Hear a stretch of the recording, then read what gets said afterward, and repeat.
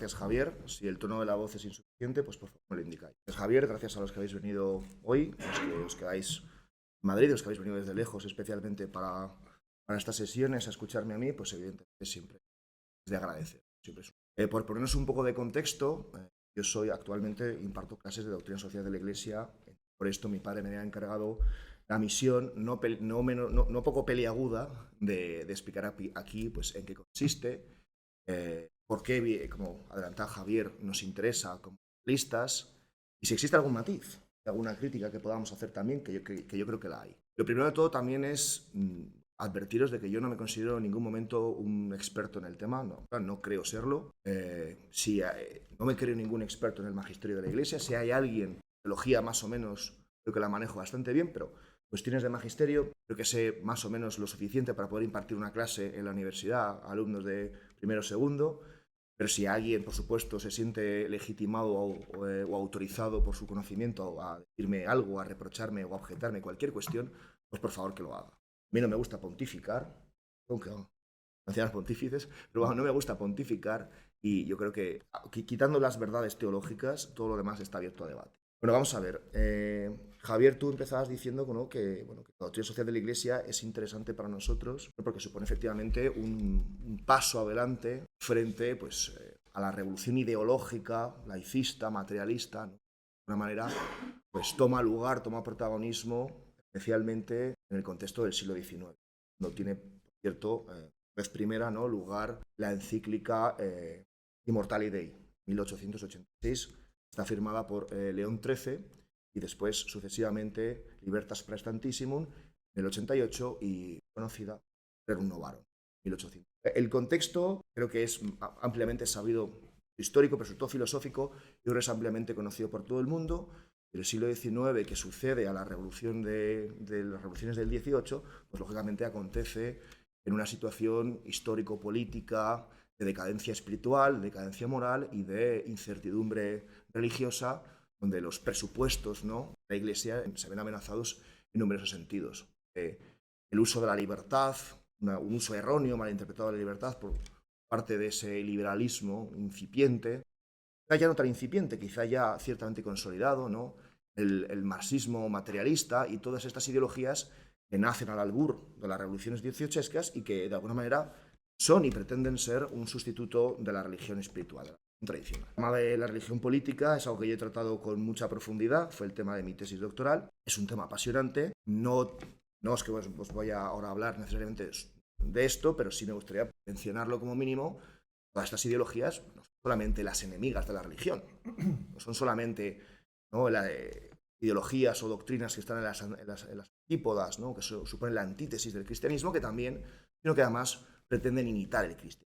Son dogmas de fe. Bueno, por eso la particular necesidad, en este caso de la Iglesia, de empezar a expresarse oficial y públicamente a través de las encíclicas, siendo, como decía, pues Immortale Dei y Libertas Praestantissimum y Rerum Novarum las primeras en esos 3 años. Sobre Immortali Dei ya se establecen algunas cuestiones que van a ser, pues, en lo sucesivo bastante importantes, sobre todo en la relación de la Iglesia con el Estado. Y se va a empezar ya a percibir la necesidad del Estado, de la Iglesia, de reconciliarse con el Estado y un cierto ánimo colaboracionista. Se empieza ya a pergeñar, insisto, en la idea de una posible constitución cristiana de los estados.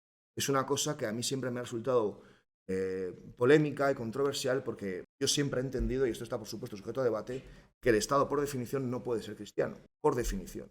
Entonces, el hecho de que la propia Iglesia intente acomodarse a la realidad en aquel momento aparentemente insalvable del Estado, todavía insalvable, aunque el Estado puede estar desapareciendo en otro sentido, bueno, pues no deja de ser siempre un motivo yo creo que de preocupación, y si no de preocupación, por lo menos de análisis. Libertas Praestantissimum habla de una libertad sagrada, ¿no? En este momento el liberalismo pues interpreta la libertad no como una atribución que surge, ¿no?, de la filiación divina, en tanto el individuo es criatura subordinada al orden de Dios, al orden de la naturaleza impuesto por Dios, y por tanto un medio para conquistar el bien, en última instancia el bien común, sino un bien en sí mismo, ¿no?, que queda, por supuesto, sacralizado. El liberalismo, su principal problema no solamente es su posterior deformación, ¿no? En vía secularización, vía protestantismo, en el capitalismo rampante actual, en el individualismo, sino también, por supuesto, ¿no? Ese uso, pues, creo que espurio de la libertad, que se convierte, insisto, no en un medio, sino en finalidad. Es un poco el tema ya he mencionado, de la Revolución Francesa, que esto es una cosa que también insisto mucho a mis alumnos. El trilema revolucionario, ¿no? Es fraternidad, igualdad y libertad, que son, por supuesto, virtudes religiosas realmente secuestradas por el liberalismo. Una cosa que también insisto, ¿en qué otra cultura, religión o filosofía se puede afirmar que seamos todos hermanos? Si no es porque somos. Yo sepa, biológicamente no lo somos. La única justificación para decir que somos hermanos es una justificación de carácter religiosa y espiritual. Que la Revolución Francesa tome esa noción para construir un discurso revolucionario, antirreligioso, ateológico, ateo, materialista, secularista, laicista y todo ese tipo de cuestiones, pues es demostrativo de ese prurito de sustitución que tiene la religión. Rerum Novarum, bueno, pues de alguna manera continúa también el camino marcado por Libertas Praestantissimum, que recuerda, ¿no? Pues el concepto. Me parece allí que no me están escuchando bien. Mejor. De acuerdo, gracias. Rerum Novarum, ¿no? Cosas nuevas. De alguna manera hace referencia también, ¿no? A esa necesidad de recordarle a la sociedad principios fundamentales de caridad, etcétera, en el contexto, además, donde pues, el ismo y el marxismo, la lucha sindical, etcétera, está empezando a tomar un protagonismo sin precedentes. Entonces, a partir de aquí, la doctrina social de la Iglesia se empieza a construir como algo fundamentalmente interesante. Y el tradicionalismo, bueno, pues debe seguir de cerca. Esto con algún matiz ya de ánimo reconciliador con el Estado, que yo siempre digo sospechoso, pero que hasta cierto punto es admisible. En 1925, Pío XI firma una encíclica que para nosotros es de suma importancia. No sé si alguien aquí sabe cuál es, pero por supuesto es Quas Primas. Quas Primas, ¿de acuerdo?, que declara la del reinado de Cristo es el rey del universo, que para nosotros es un dogma, una parte fundamental de nuestra doctrina y que básicamente, como ya lo sabéis, lo que es instar a las naciones del mundo a reconocer la autoridad cristológica por encima de cualquier otra autoridad política. En este momento, el camino de la doctrina sigue siendo más o menos, entiendo yo que más o menos el adecuado. La necesidad del reconocimiento de la realeza cristológica debe ser algo atemporal y merece la pena incidir un poco, no solamente referencia a esa libertad antropológica, una atribución antropológica, etcétera, una dádiva con la que el hombre es gratificado en el momento de la creación, no solamente reconocer y alertar de los problemas del materialismo ateo, ¿no? Diseñado por el marxismo con su dialéctica histórica, sino también, por supuesto, ese principio de autoridad que todavía hoy sigue siendo el gran problema de la sociedad frente al laicismo. ¿Por qué estamos aquí hoy? ¿Por qué estamos como estamos?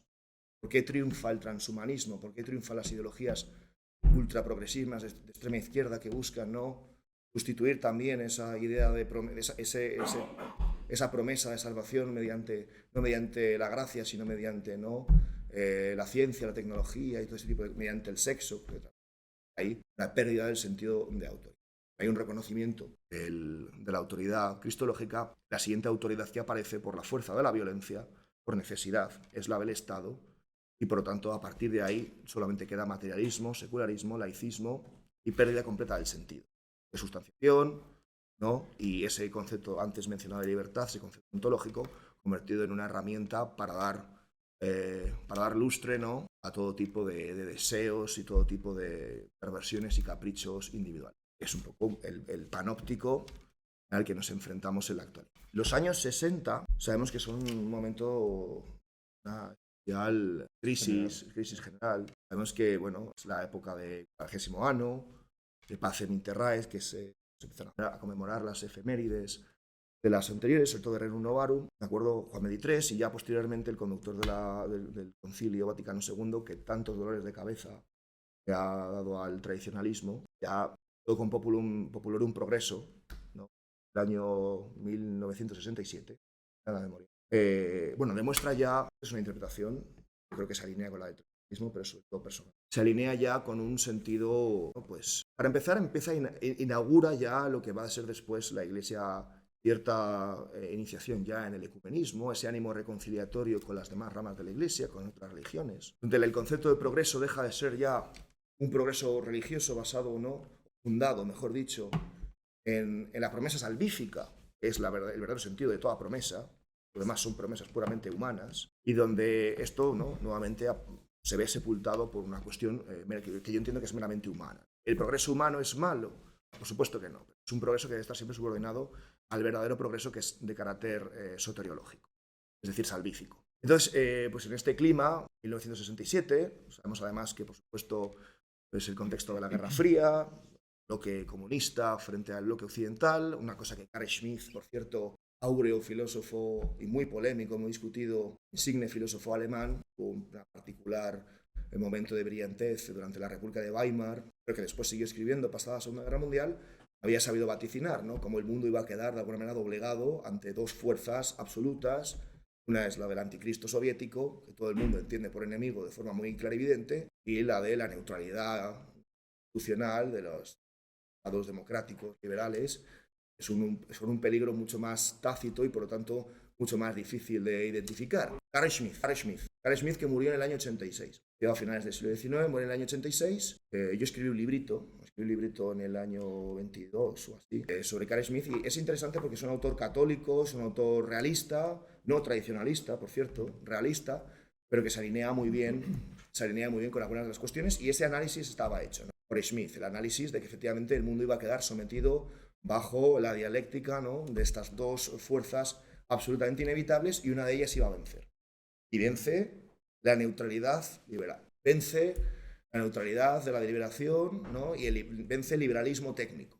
Eso es lo que vence. Frente al comunismo soviético, que finalmente, sabéis muy bien, pues ya entre el año 89 y ya el 91, pues termina, pues, periclita, ¿no?, finalmente. Y bueno, la Iglesia en este momento, pues, tiene muy claro los peligros, ¿no?, del comunismo soviético, que representa ese gran dragón, ¿no?, del anticristo apocalíptico, pero no creo que en aquel momento los males del liberalismo fuesen tan evidentes. No lo creo. Y yo creo que gran parte de los problemas de la Iglesia en la actualidad es haber heredado, en parte, no sé si por necesidad o por pura supervivencia, algunos presupuestos del liberalismo. Yo creo que la crisis de la Iglesia, o esta idea no es exclusivamente mía, esto se lo he escuchado decir a mi maestro Dalmacio Negro unas cuantas veces, si alguien se lo quiere recriminar, que se lo recrimine, porque está la tumba, ¿de acuerdo? Los problemas actuales de la Iglesia nacen de la mano de la propia Iglesia. Yo me atrevería a decir, y esto es algo que yo evidentemente no puedo decir en el CEU, y creo que estamos en un ambiente en el que se me permite decir cosas mucho más rocambolescas, yo creo que el problema de la Iglesia, la propia Iglesia, y yo creo que efectivamente, nacen de la Iglesia, por desgracia. Efectivamente, y las ideologías también. Son subproductos, no subproductos malintencionados, subversivos, ¿no?, de la religión. Y yo creo que no, la doctrina en este momento, quizá de forma indirecta, quizá, no quiero pensar que de forma intencionada, ¿no? El propio Pablo VI tiene una frase muy conocida, y él mismo fue el conductor del Concilio Vaticano II. La frase que es muy famosa, pero si alguien no la conoce, es: el humo de Satanás se ha infiltrado en la Iglesia. Es decir, cuando el conductor del concilio, pues dice semejantes palabras, creo que da para pensar. Creo que es un momento, ¿no?, para entender que efectivamente la Iglesia quizá esté entrándonos en un proceso irreversible de adaptación a un cambio que necesariamente tiene que suponer la traición de sus presupuestos fundamentales. Y esto es un poco lo que yo quería traer sobre la mesa, ¿no?, y analizar si verdaderamente la Iglesia, en este ánimo reconciliatorio con el Estado y con los presupuestos del liberalismo, está traicionando a sí misma. Y esta es una de las cuestiones, más allá de hacer un recorrido histórico por las encíclicas, que puede ser también interesante, porque podríamos hablar también de las encíclicas de Francisco, por ejemplo, Fratelli Tutti o Laudatorio Si, si no me equivoco ahora el nombre. Una es del 2015, la última es de 2020. Una ya plantea cuestiones de carácter ecologista, ¿de acuerdo? Y la otra plantea, pues, un diálogo internacional, ¿no?, interpolítico, para la cuestión de los más necesitados, y ya sabemos que Franciscus Bergoglio fue famoso por estas cuestiones. Ya le muestro también un poco el tinte. Estoy bastante contento con Prevost, con León XIV. Creo que está haciendo las cosas bien de momento, pero bueno, lleva muy poco. Explícitamente ha dicho que su nombre es tomando la herencia a León XIII. Como fijándose en la justicia social. Efectivamente. De la Iglesia. Y este es el núcleo de la cuestión que no quería olvidar, la justicia social, ¿no? Entonces aquí está yo creo que y de la cuestión.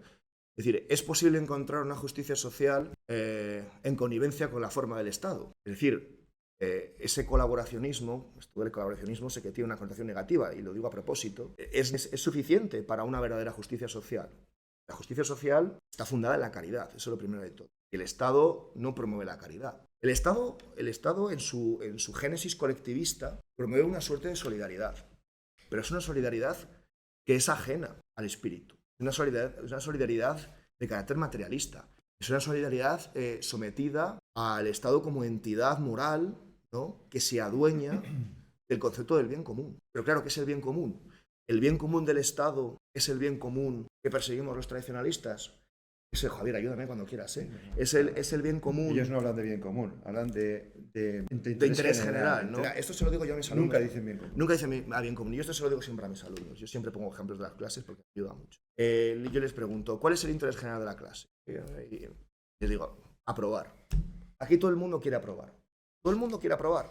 Nadie quiere suspender y repetir la asignatura y pagar 100 y pico euros o 200 euros de matrícula el año que viene. Todo el mundo está de acuerdo.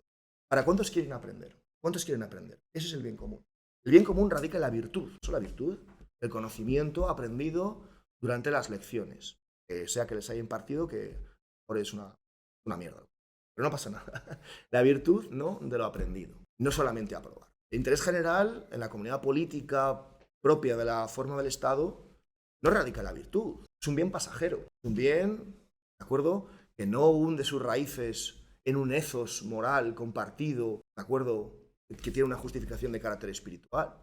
Ese es el verdadero núcleo, ¿de acuerdo?, que legitima la existencia de la sociedad, entendiendo además que el origen de toda sociedad es de naturaleza religiosa. Sin religión no hay sociedad. Ahora hay religión. Vivimos en una época, vuelvo a mi tema, es una época fundamentalmente religiosa, pero no es una religión espiritual, es una religión materialista. Entonces, ¿dónde radica ese bien común, ese interés general? ¿Cuál es el interés espiritual? Pues la tolerancia, la convivencia. Hasta el punto de que llega Monseñor Luis Argüello, dice el secretario de la Conferencia Episcopal Española, por cierto, un tipo que yo conocí en persona y que me dijo, oye, yo me he leído tu tesis doctoral, me ha encantado. Me dijo, y yo, entonces, Luis Argüello, bueno, se declara fan, o por lo menos me dice que le había gustado mi tesis, que es algo siempre agradable de escuchar, y bueno, daron el tipo una charla que estuvo interesante, conocí gente interesante también, próximos al socialismo cristiano, que valdría la pena debatir un momento. Y bueno, sabemos que recientemente se ha manifestado en contra del veto de Vox, ¿no?, a la posibilidad de que las personas, ¿no?, de culto musulmán recen en la vía pública. De manera que sea en determinadas localizaciones, ahora no recuerdo cuál, Vox ha tenido capacidad legislativa, ha vetado, ¿no?, efectivamente ha vetado, pues, que, bueno, pues, la gente que practica el Islam pueda rezarlo públicamente o pueda profesarlo, sería la palabra, públicamente en la calle. Entonces, Luis Argüello dice, ¿no?, es que eso va en contra de la democracia. Evidentemente, no creo que Vox sea el paladín de la cristiandad. No me fío de Vox. Creo que además su apoyo al sionismo es suficiente motivo ya para descartarlo de toda posibilidad. Pero simplemente era para demostrar que efectivamente, por ejemplo, la Iglesia aquí está tomando partido no por el bien común, sino por un bien particular, un interés general, que en este caso es la democracia. La Iglesia no, un obispo. Sí, pero que tiene. La Iglesia somos todos. O sea, de acuerdo, somos Javier, o no somos. de acuerdo. Pero hay voces. Sí. Hay voces, y unas voces, por desgracia o por fortuna, pesan más que otras. Y lo que yo diga a la Iglesia le va a dar igual, pero lo que diga Luis Argüello a la Iglesia le va a importar. Por tanto, esa distinción hay que hacerla. Entonces, cuando una persona con la representación como Luis Argüello dice que esto va en contra de la democracia porque lo que importa más es la convivencia laica y pacífica de todas las religiones, pues entonces esto ya apunta a un problema que es objeto y que debe ser objeto de análisis. Entonces, volvemos a la doctrina, es decir, yo no quiero ser abogado del diablo, yo no quiero hacer un ataque frontal a la doctrina, y cuando hago mis explicaciones no lo hago. Entonces, la doctrina es un cuerpo, digamos, teórico, que lo que hace es prolongar y perpetuar el magisterio de la Iglesia, y se basa más en tres fuentes fundamentales: la tradición, el magisterio y la revelación. Tú lo decías, es perenne, no se puede tomar a la ligera, hay que tomarlo con toda la solemnidad que es. Ahora bien, ¿significa eso entonces que nosotros como cristianos, precisamente como parte de la Iglesia, no podemos tener opinión, ¿no?, sobre la doctrina social de la Iglesia? Yo creo que debemos tenerla, porque la infalibilidad de los papas, y me voy a meter en una cuestión también peliaguda, algo también que nosotros debemos observar con un cierto ojo crítico, ¿no? No quiero nuevamente entrar en teorías apocalípticas, ni quiero hablar de antipapas, ni de Basta con decir ni de que papas no negras. es ilimitada la familia. No es ilimitada, y aunque sea parte del magisterio de la Iglesia, y aunque sea, digamos, una guía de carácter doctrinal a la que nosotros debemos apegarnos y que de alguna manera es consistente en el recordatorio a la sociedad de cuáles son los principios fundamentales del cristianismo: libertad, la dignidad humana, el amor oblativo, del que hablaba, por cierto, Benedicto XVI, que es una cosa muy bonita.